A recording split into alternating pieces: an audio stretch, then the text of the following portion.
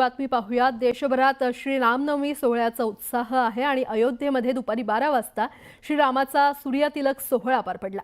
दरम्यान दर्शनासाठी भाविकांनी मोठी गर्दी केली आहे। पहाटेपासून भाविकांनी रांगा लावल्या, तर दुसरीकडे पंढरपूरच्या श्रीमंत होळकर सरकार वाड्यातील श्रीराम मंदिरात किरणोत्सव सोहळा पार पडला।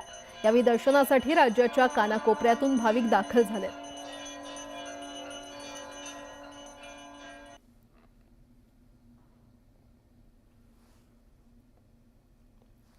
आपण पाहतोय आज रामनवमीचा देशभरात उत्साह पाहायला मिळतोय आणि अयोध्येमध्ये देखील प्रभू श्रीरामांचा सूर्यतिलक पार पडला। त्याचीच ही काही खास दृश्य।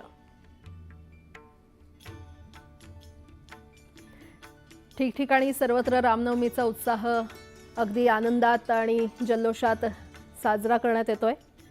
अयोध्येमध्ये देखील मोठ्या प्रमाणात भाविकांनी गर्दी केलेली आहे। मंदिर बांधलेलं आहे आणि आज तुम्ही बघू शकता जसं महालक्ष्मीला किरणोत्सव होतो तसा सेम किरणोत्सव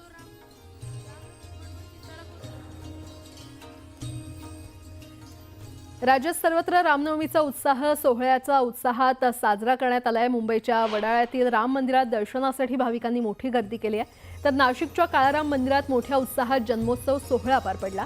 यावेळी भाविकांनी मोठी गर्दी केल्यानं भक्तिमय वातावरण निर्माण झाल्याचं पाहायला मिळालं। तर छत्रपती संभाजीनगरमध्ये देखील भाविकांमध्ये रामनवमीचा उत्साह पाहायला मिळाला। प्रभू रामाच्या जयघोषात भाविकांनी परिसर दणाणला होता।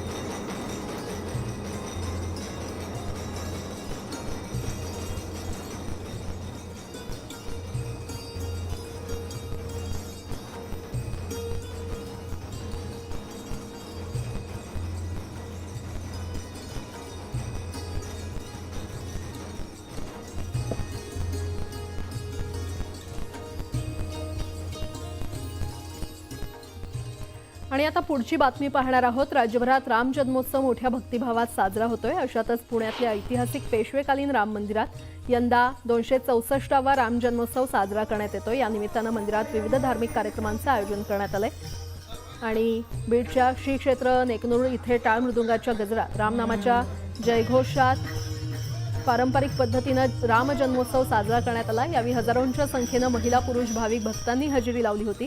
दरम्यान तीर्थक्षेत्र पंढरपूरमध्ये साधूंसाठी एकमेव असलेल्या खाक चौक राम मंदिरात जन्मोत्सव सोहळा पार पडला। यावेळी दर्शनासाठी भाविकांनी मोठी गर्दी केली।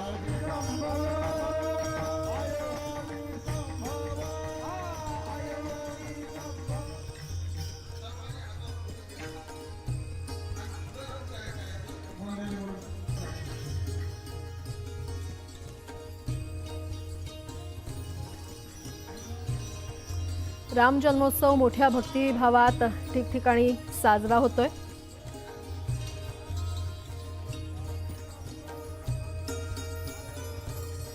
तीन दृश्य आपण पाहतोय। पुणे, बीड आणि पंढरपूरची ही दृश्य आहेत। अतिशय भक्तिभावानं रामनवमी साजरी केली जाते।